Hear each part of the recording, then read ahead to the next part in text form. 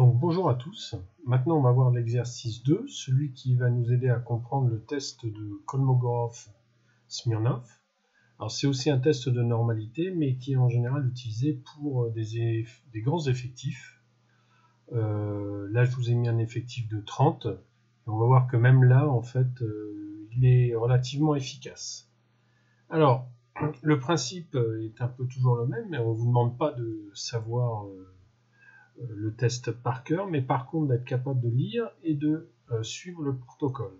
Alors ici, le test de Kolmogorov-Smirnov, il est basé sur la fonction de répartition du z-score. Le z-score, vous connaissez, c'est ce qui permet de ramener les valeurs à suivre une loi normale centrée réduite. Alors, voilà, la fonction de répartition du z-score, on la voit ici, là, c'est cette courbe-là. Et on voit, ça nous permet d'avoir la moyenne, 0, l'écart type de 1 et tout. Donc en fait, ce qu'on veut, le test est basé sur, il faut que les valeurs suivent, avec la fonction de répartition, cette courbe-là au plus proche. D'accord? Donc, tout est basé sur le z-score. Qui dit z-score dit moyenne, écart type. Donc, c'est la première chose à faire. Donc, on voit, première chose, classer les différentes valeurs de l'échantillon par ordre croissant. C'est ce que je vous l'ai déjà fait d'avance. Et calculer la moyenne. Alors, je vous ai même rempli, je vous l'ai mis dans le sens croissant. Je vous ai même compté les effectifs. Alors, avec cela, comment j'ai fait ça? J'ai utilisé la fonction de Excel NBC, qui est assez sympathique, hein. Vous lui donnez sur quelle plage vous voulez utiliser, et cette fonction compte pour vous, par exemple, le nombre de 8. Puis après, pareil, vous passez ici, donc sur la plage, elle compte le nombre de 9, et ainsi de suite.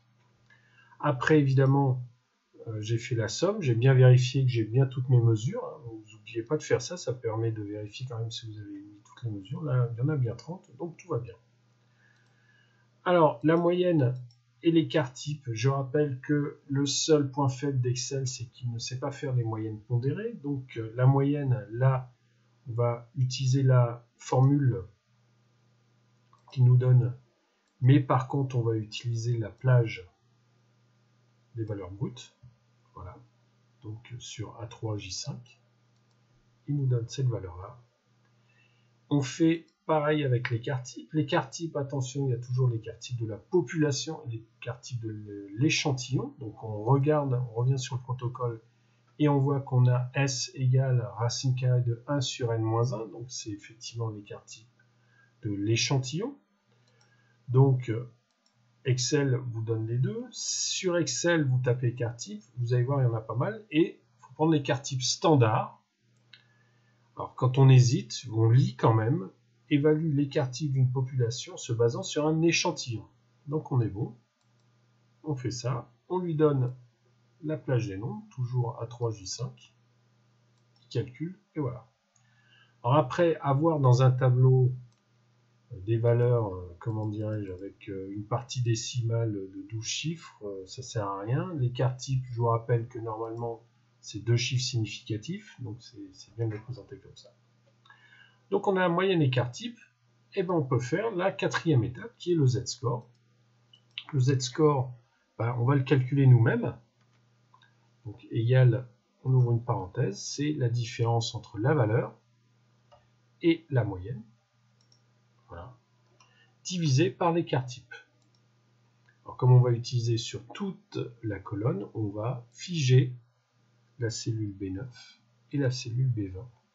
Voilà, en faisant F4 toujours. Et voilà notre résultat. Donc on tire, puis on a tous les résultats. Pareil, c'est pas la peine d'avoir 5 chiffres après la virgule. Hein. On est dans le z-score, hein. C'est quand même pas hyper précis, malgré ce que vous donne Excel. Ensuite, pour chaque valeur, on arrive 4e, 5e étape. Pour chaque valeur de ZI, calculer sa fonction de répartition. Alors, je ne sais pas pourquoi dans le tableau, je l'ai mis loin, la fonction de répartition, hein, dans la colonne H. Bon, c'est pas très grave, on va le faire ici. La fonction de répartition, c'est l'air sous la courbe de la loi normale. Donc, on va calculer en utilisant la loi normale. Comme c'est un z-score, donc c'est la loi normale centrée réduite de moyenne 0 et d'écart type 1, ce qui dans Excel s'appelle la loi normale standard.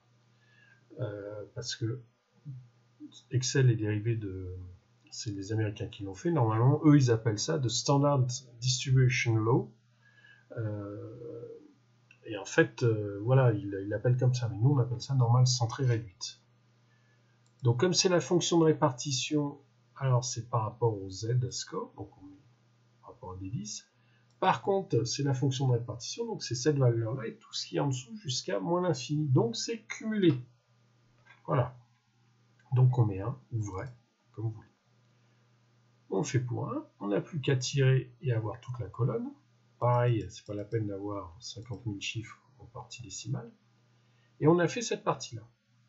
Ensuite, ils disent déterminer les valeurs des fréquences cumulées croissantes. Pourquoi? Parce que les fréquences cumulées croissantes, c'est une sorte de fonction de répartition de la fréquence. Donc, premièrement, calculer les fréquences des nombres qui apparaissent. Donc, on fait le NI divisé par le nombre total. Et comme le nombre total, lui, ne doit pas bouger, donc on va le figer en faisant F4, encore une fois. Et ça nous donne, on n'a plus qu'à tirer la formule, et on a voilà, toute la colonne qui est faite, toujours, on va dire, 3 chiffres après la virgule, ça suffit.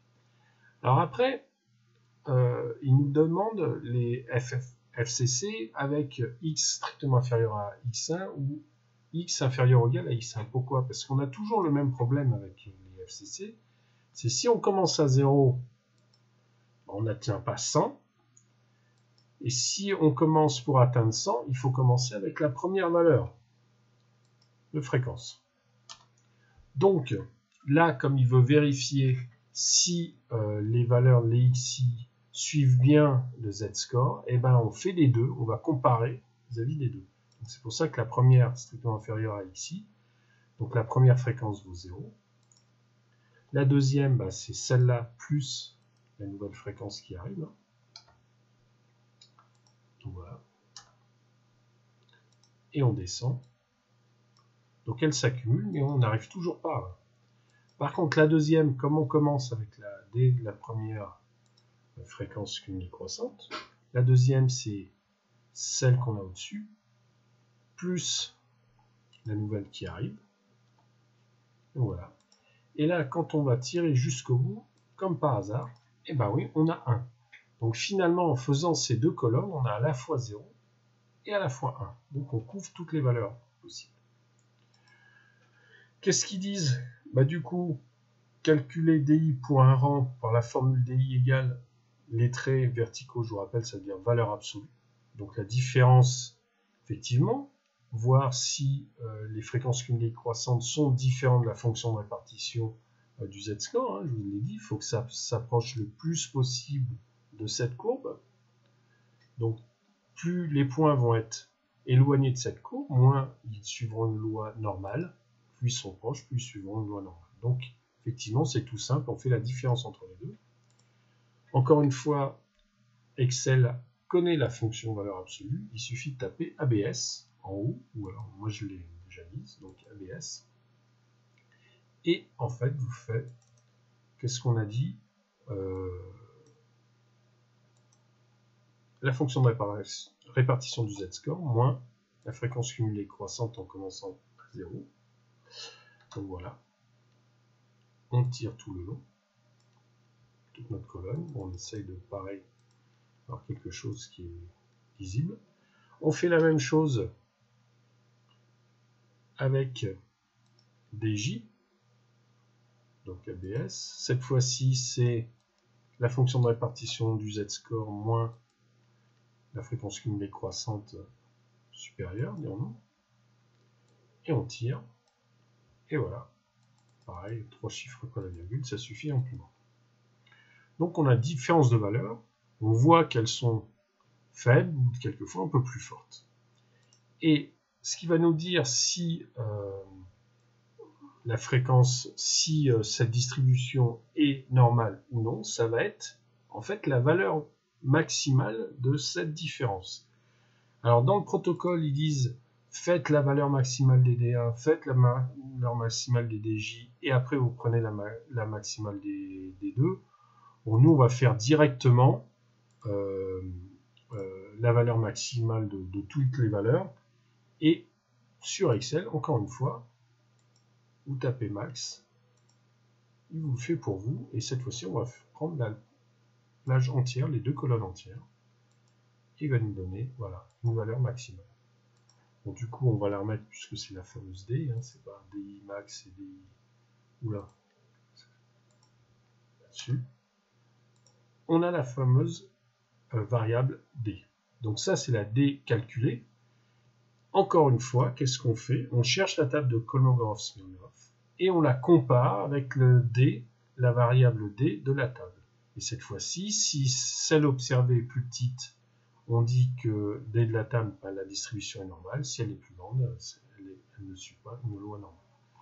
Donc on va à la table de Kolmogorov-Smirnov. Encore une fois, elle dépend des risques qu'on prend et des échantillons, de la taille des échantillons. On a un échantillon de 30, donc on est ici. Quand il n'y a rien marqué sur le risque qu'on prend, on prend la valeur standard, qui est un peu les 5% de risque, et on voit que ça nous donne 0, 24, 2, 4, 17. Voilà. Et on s'aperçoit que la valeur de la table est plus grande que celle observée ou celle calculée. D'accord. Donc, la distribution est normale. Pareil, hein, je vous ai fait, toujours en utilisant le test logique si, vous pouvez avoir la réponse directement.